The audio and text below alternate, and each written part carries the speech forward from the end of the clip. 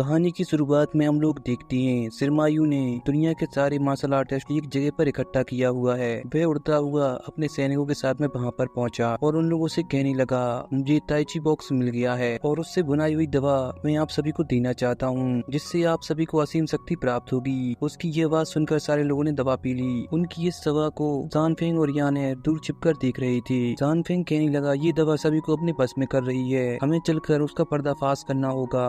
जब वे लोग उसके पास पहुंचे तो सिरमायू कहने लगा, क्या तुम लोग भी दवा लेने के लिए आए हो? जानफेंग उससे कहता है, तुम अपना ये नाटक बंद करो। अचानक से वहाँ पर सारे मार्शल आर्टिस्ट को दर्द होने लगा। याने ने उससे ताइची बॉक्स दिखाने के लिए कहा। जब उसने मना किया तो वह उस पर वार कर उस बॉक्स को छीनने की कोशिश करने लगी। जानफेंग भी उसके सैनिकों के साथ में लड़ाई करने लगा। उसने एक एक करके सभी को दूर फेंक दिया। सिरमायू भी यानार से लड़ते हुए उसे दूर कर देता है। तब जानफेंग ने उससे लड़ाई की। उसने अपनी शक्ति का यूज करते हुए उससे बॉक्स छीन लिया और उसे दूर फेंक दिया।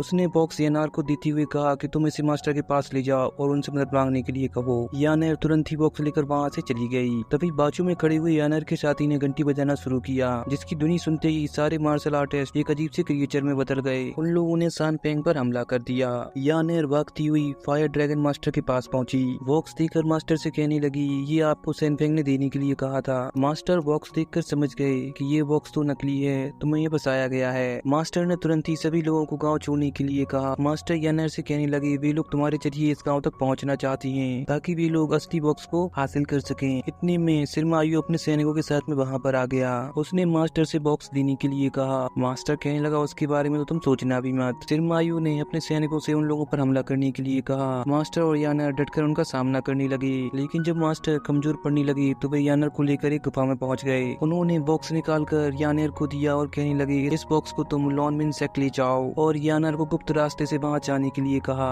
जब सिरमायू वहां पर पहुंचा और उसने देखा कि बॉक्स यहाँ से गायब है तो उसने मास्टर को मारने के लिए कहा। उसके सैनिक मास्टर पर अटैक करते हैं, लेकिन मास्टर उन सभी सैनिकों को धूल चटाने लगे। तब सिरमायू के पिताजी वहां पर आए और मास्टर को मार दिया। वह अपने बेटे पर गुस्सा होते हुए कहने लगे, तुम इतने सारे लोगों को मारने के बाद भी बॉक्स को हासिल नहीं कर सके। उसने अपने पापा से माफी मांगी और कहने लगा, मुझे पता है बॉक्स कहाँ पर है। वहीं दूसरी ओर लॉन्गमिन सेक्ट के मास्टर जानफेंग को बचाकर ले जाती हैं। उन्होंने जानफेंग का इलाज किया। किंग ने पूछा, पिताजी अब इनकी तबीयत कैसी है? वे कहने लगे, अभी तो ठीक है, लेकिन इसके शरीर के अंदर जो अजीब सा जहर है उसे हमें बाहर निकालना होगा। इतने में वहाँ पर यानार बॉक्स लेकर पहुँच गई। उसने बताया कि हमारा गाँव तबाह हो गया है। तभी जानफेंग को वहाँ पर होश आ गया।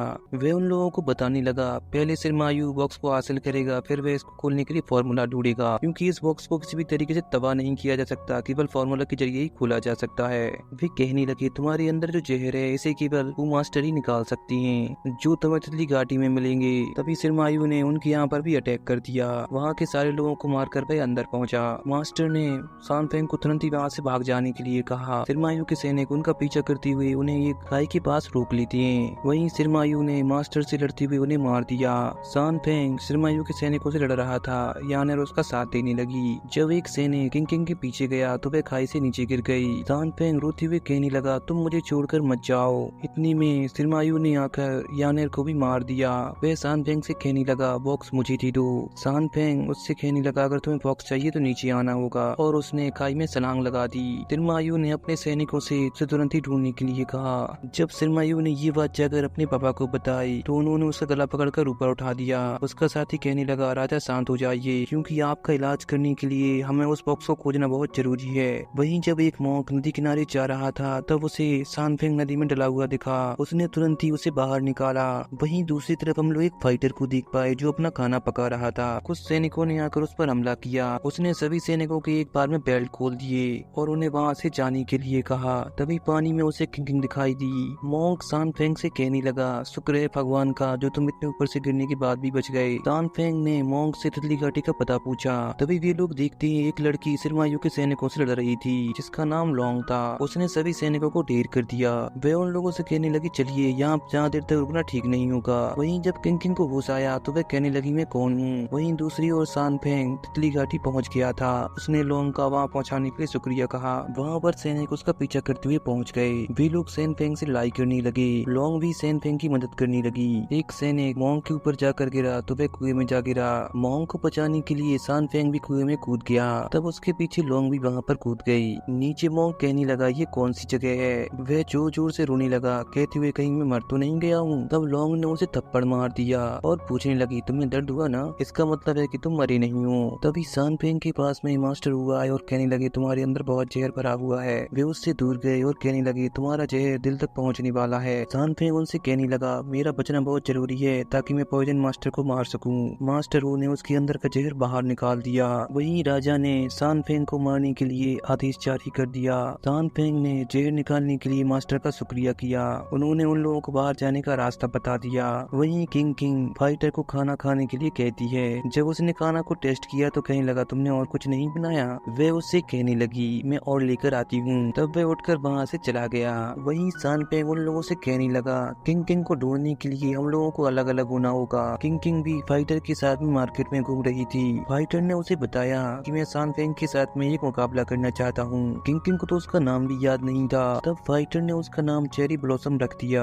मॉन्क ने सान फेंग का मार्केट में पोस्टर लगा हुआ देखा। उसने तुरंत जाकर सान फेंग को इसके बारे में बताया। वहीं किंग किंग भी आकर उसके पोस्टर को देखती है। इतने में वहाँ पर सिरमायू के सैनिक पहुँच गए। उन्होंने सान फेंग पर अटैक कर दिया। सान फेंग ने उन्हें एक एक करके धूल चिटा दी और नाव में बैठकर वहाँ से निकल गया। नाव में जाते हुए जब सान फेंग ने पीछे मुड़कर देखा तो उसे किंग किंग दिखाई दी। उसने तुरंत ही नाव को मोड़ने के लिए कहा। लॉन्ग उससे कहने लगी, क्या तुम पागल हो गए हो, हम लोगों को तो वह कहीं दिखाई नहीं दे रही है। फाइटर ने चेरी ब्लॉसम से कहा, तुम होटल में जाकर वेट करो, मैं अभी आता हूँ। बाजू में खड़े हुए सैनिकों ने किंग किंग को पहचान लिया। रास्ते में जाते हुए सान फेंग ने मोंग से सीनियर जियालू का पता पूछा। मोंग कहने लगी, वो तो मेरे मास्टर हैं। इतनी में वहाँ पर फाइटर पहुंचा और सान फेंग से कहने लगा, तुम्हें यागो वो याद है। सान फेंग कहने लगा, क्या तुम मुझसे बदला लेने के लिए आए हो। फाइटर ने कहा, नहीं, मैं तो केवल आपसे एक फाइट करना चाहता हूँ। सान फेंग ने मना कर दिया और आगे निकल गया, लेकिन फाइटर ने उस पर हमला कर दिया। तब सान फेंग उससे लड़ने लगा। फाइटर ने अपनी मार्शल आर्ट का अच्छा प्रदर्शन दिखाया। सान फेंग उससे पूछने लगा, जो तुम्हारे साथ में किनारे पर थी वह कौन है। फाइटर कहने लगा, क्या तुम चेरी ब्लॉसम की बात कर रही हो। वहीं सैनिक किंग किंग को ले जाकर जेल में बंद कर देती हैं। मॉन्क ने सान फेंग को बताया, मेरे मास्टर तो जंगल में रहती हैं, उन्होंने तो मार्शल आर्ट से संन्यास ले लिया है। तभी वहाँ पर फाइटर आ गया। वह सान फेंग से कहने लगा, मुझे बॉक्स चाहिए चेरी ब्लॉसम को बचाने के लिए, जिसे मैंने उस दिन नदी किनारे बचाया था। सान फेंग तुरंत ही पहचान गया कि वह किंग किंग है। जब फाइटर ने उसे साथ में चलने के लिए कहा तो वह कहने लगा, अभी मुझे इसका फॉर्मूला नहीं मिला। आगे मॉन्क उन्हें अपने मास्टर के पास ले गया, जहाँ मास्टर ने सान फेंग का टेस्ट लिया, जिससे वह जान पाए कि ये तो एक बहुत ईमानदार व्यक्ति है। तब उन्होंने उसे फॉर्मूला बता दिया।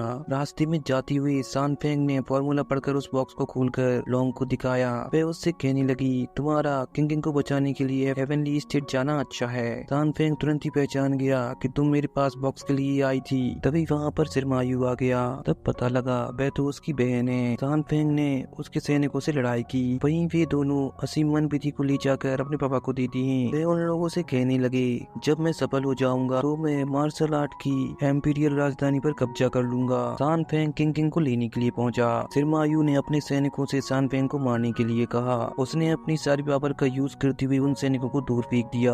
जब वे दोनों साथ मिलकर उस पर अटैक करते हैं तो सान फेंग ने उसे पीछे ढकेल दिया। वहीं सिरमायू के साथी ने किंग किंग को मारने के लिए कहा तो उसे बचाने के लिए फाइटर आ गया। उसने सारे सैनिकों को ढेर कर दिया। वह उसे वहाँ से बाहर ले गया। वहीं सान फेंग दोनों से लड़ाई करते हुए उन्हें मार देता है, जिसे देखकर बाकी सैनिक वहाँ से भाग गए। जब ये बात राजा को पता लगी तो वह भी उनसे लड़ने के लिए पहुंचा। उसने सान फेंग को बहुत मारा तो उसे बचाने के लिए फाइटर पहुंच गया, लेकिन राजा ने तो उसे भी नहीं छोड़ा, उसे भी बहुत मारा। सान फेंग ने दौड़कर एक साथ सारी शक्तियों के साथ उस पर अटैक किया, लेकिन इस बार भी राजा ने उसे दूर फेंक दिया। तब उसे अपने मास्टर की याद आई, जिन्होंने उसे ताई चे की शक्ति के बारे में बताया। वह उठा और उसने ताई चे की शक्ति का यूज करते हुए राजा पर वार किया। इस बार राजा का इमॉर्टल सूत्र भी काम नहीं आया और वह मारा गया। वे दोनों किंग किंग के पास पहुंचे। लास्ट में फाइटर ने सान फेंग से लड़ाई करने के लिए छलांग लगाई। इसी के साथ में ये फिल्म यहाँ पर ही खत्म हो गई।